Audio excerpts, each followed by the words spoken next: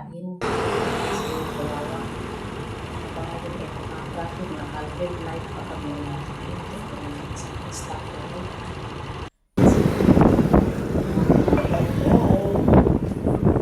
Ayan na. Palapit na kami sa akin. Binibigyan ng pagkain. Ayan. Pag nakakita na sila, nakakita na yung pagkain kasi alam na yung motor na sinasakyan ko. Yung asawa ko magdadrive. Alam na po yung motor. Minsan oras kami dinadala namin yung viewers ng asawa ko kasi pag namamaliki ako yun na ang dinadala. Kasi pumasok ko para dire-diretso na hindi na kami balik doon sa Dawis, diretso na kami ng merkado. Ayan na kami, pupunti na yan sila. Dati yan sila 15. Hindi mapakain ko araw-araw, binigyan ko yung halos dalawang kilo pila-pila pagkain namin. Meron lang ako sagasaan ng iba. Meron lang nasagasaan dyan pero nakasurvive siya.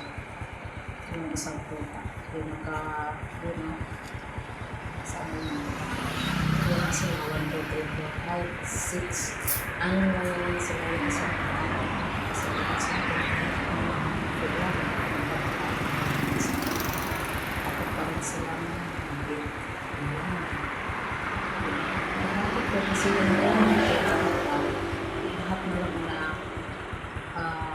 lahat na lang pagkain ay sa kanya. Ayan, pinaghabi-habi ko na ang pag-lagay ko ng pagkain sila. Pero yung isang kilo sa akin, nakakaakyat lang. 6 na lang yan sila matitira. Yung 15 maging 6 na lang.